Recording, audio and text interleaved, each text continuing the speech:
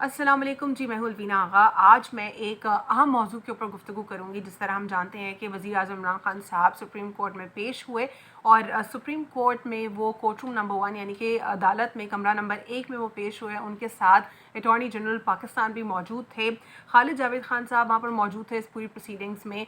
और बुध के रोज़ जब उनको समन हुआ वो सुप्रीम कोर्ट में पेश हुए। इसकी वजह ये थी कि एक सो मोटो एक्शन लिया गया और ये पर्टिकुलरली इसलिए लिया गया था कि जो आर्मी पब्लिक स्कूल के शुहदा के वालिदैन थे APS अटैक के, जो बच्चे शहीद हुए, जो वहाँ पे बड़े शहीद हुए, उनकी तरफ से ये उनकी एक गुजारिश थी जिसके ऊपर खान साहब को वहाँ बुलाया गया। हम कुछ ये देख रहे हैं कि कुछ दिनों से कुछ लोगों में गम और गुस्सा है कि क्यों आखिर TTP के साथ जो है मुआहदा किया गया, इसकी क्या वजह है और ये क्यों हो रहा है सारा कुछ। इसके ऊपर जो है काफ़ी डिबेट हो रही है और एक 4 नुकाती जो है उनके साथ मुआहदा भी साइन किया गया। इसके ऊपर भी लोग तशवीश का शिकार है कि आखिर ऐसा क्यों किया गया, तो इसी के ऊपर कुछ गुफ्तगू करेंगे। जिस तरह हम जानते हैं कि APS अटैक 16 दिसंबर 2014 को हुआ था जिसने पूरे मुल्क को हिला दिया। इसमें 147 जो लोग हैं वो शहीद हुए। इसमें 132 सिर्फ़ और सिर्फ मासूम बच्चे थे। तो ये एक ऐसा सानहा था, आज भी इतने सालों बाद भी हम उसको ना भूल सके। और ये जो जिस तरह केस मैंने आपको बताया कि ये एक सू मोटो जुरिस्डिक्शन थी जो कि कंप्लेंट्स की वजह से हुई थी इन्हीं शुहदा बच्चों के और बड़ों के जो पेरेंट्स थे और उनके घर वाले थे उनकी तरफ से इसको टेकअप किया गया।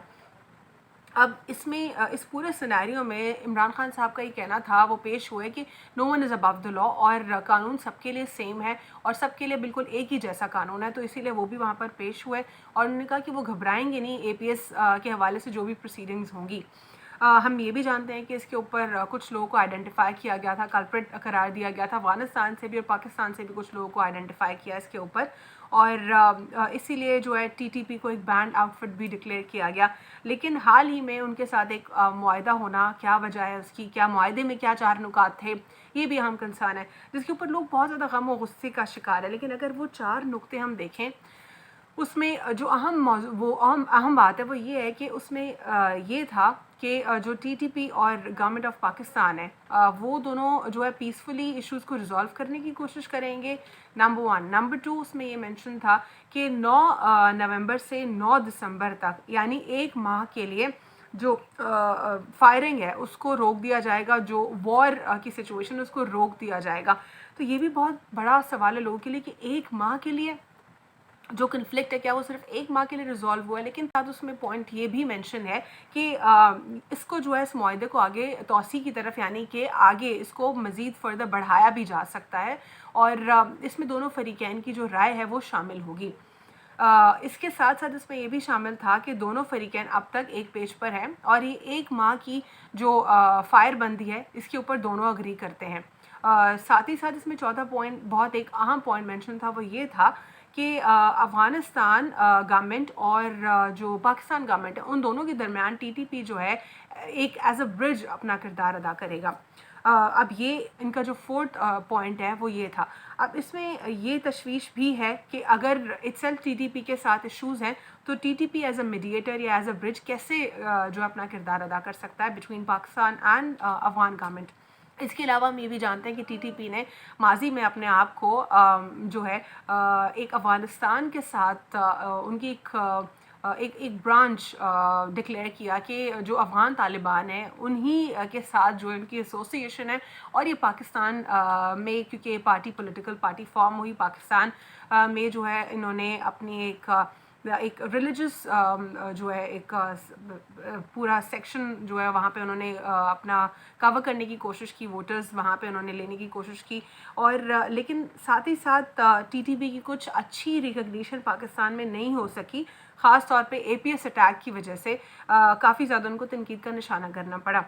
लेकिन दूसरी जानिब जब इमरान खान साहब कोर्ट में पेश हुए उन्होंने एक अहम पॉइंट ज़ेर बहस रखा। उन्होंने ये कहा कोर्ट से कि जो 80,000 लोग थे, जो 80,000 शुहदा थे, आखिर उनको हम क्यों भूल गए। और 80,000 लोग भी पाकिस्तानी लोग थे, वो भी अपनी जान से हाथ धो बैठे। और उन्होंने जनरल परवेज़ मुशर्रफ साहब की रजीम उनके दौर की भी गुफ्तगू की कि उनके दौर में जब ये ऐसा हुआ था वो उन्होंने अंडर US प्रेशर किया, यानी कि अमेरिका के प्रेशर में आकर उन्होंने یہ ایک غلط فیصلہ کیا جس سے پاکستان کا کولیٹرل ڈیمیج ہوا، پاکستان کے لوگ شہید ہوئے، پاکستان کو نقصان ہوا۔ یہ خان صاحب نے بہت ہی کیٹیگوریکلی سپریم کورٹ میں جب ان کو سمن کیا گیا، ویڈنسڈے کو پیش ہوئے، انہوں نے یہ بات کلیئر کر دی۔ اس پہ انہوں نے یہ کہا کہ اس کے اوپر بھی کچھ ہونا چاہیے، جس کے اوپر جو 3 رکنی بینچ تھا، یہ جو پوری ہیئرنگ تھی، یہ جو پروسیڈنگ تھی، ویڈنسڈے کو جو سمن جاری ہوا تھا، خان صاحب پیش ہوئے تھے، اس میں 3 رکنی بینچ تھا، یعنی کہ 3 جج بینچ تھا ایک کورٹ میں۔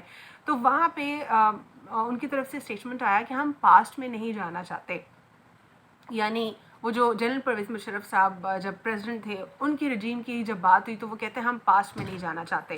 We fought to serve the interest of the US when we trained a number of mujahideen, and the former President General Pervez Musharraf entered into conflict under the US pressure, which resulted in attacks against Pakistan. Even the mujahideens, we have committed a great injustice to our country, as we lost 80,000 people and scores of the security personnel were martyred, he said.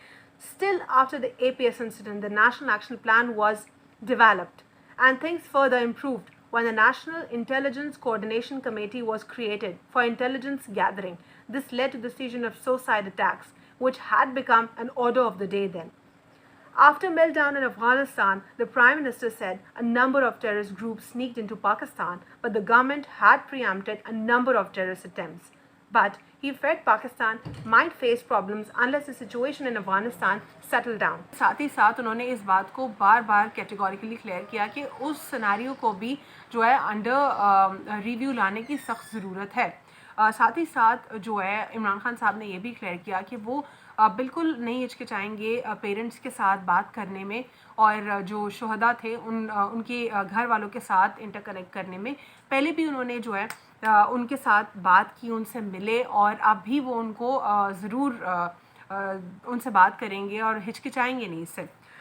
ساتھ ہی ساتھ انہوں نے یہ بھی mention کیا کہ جب P T I اس وقت گورنمنٹ میں تھی، اور پی ٹی آئی نے کسی بھی قسم کی کوئی کسر نہیں چھوڑی کہ جس طرح وہ لوگوں سے کنیکٹ کر سکتے، لوگوں کو سنتے اور لوگوں کا درد محسوس کرتے، چاہے وہ کمپنسیشن کی بات ہو یا سننے کی بات ہو یا ان کے ساتھ کنیکٹ کرنے کی بات ہو، انہوں نے as a government, as a provincial government اپنا کردار ادا کیا۔ ساتھ ہی وہ اب بھی اس میں اپنا پورا رول پلے کریں گے۔ لیکن اب اس ویڈنسڈے کے دن جو ہیئرنگ تھی، اس میں ہوا کیا آخر؟ اس کا یوزولی فرسٹ ہیئرنگ کے اوپر ورڈکٹ آ بھی سکتا ہے، لیکن یوزولی تھوڑا آگے تک بات جاتی ہے، اس کے بعد جو ہے آپ کو کوئی اس کا اگلا لاہ عمل معلوم ہوتا ہے۔ تو اب تک کا جو لاہ عمل ہے جو کورٹ میں ڈیسائیڈ ہوا، وہ یہ تھا کہ کورٹ نے یہ آرڈر کیا کہ سنا جائے ان پیرنٹس کو، اور ان کے جو شہداء کے جو لواحقین ہیں، جو گھر والے، ان کو سنا جائے، ان کے ساتھ ایسوسیٹ ہوا جائے اور ان کو کمپلیٹلی سیٹسفائی کیا جائے، اور یہ سارا کچھ 4 ہفتے کے اندر اندر ہو جانا چاہیے۔ یعنی ویڈنسڈے سے یہ سٹارٹ ہو جاتا ہے اور 4 ہفتے میں یہ پروسیس مکمل ہو جانا چاہیے، اور 4 ہفتے کے بعد اگلی پیشی ہوگی اور اگلی پروسیڈنگز میں دیکھا جائے گا کہ آخر کیا ڈیسیجن لیا جاتا ہے، اس کے اوپر فردر کیا اپڈیٹ آتی ہے۔ تو یہ اب تک کی ڈیولپمنٹ تھی جو خان صاحب کے حوالے سے اور ٹی ٹی پی کے حوالے سے، جس پر ہم نے گفتگو کی۔ مجھے کچھ ریکویسٹ آ رہی ہیں کہ میں تحریک لبیک پاکستان کے حوالے سے بھی گفتگو کروں، تو ٹی ایل پی کے حوالے سے بھی ضرور کچھ گفتگو کریں گے۔ آج کی اس ویڈیو میں اتنا ہی۔ اللہ حافظ، گاڈ بلیس یو آل۔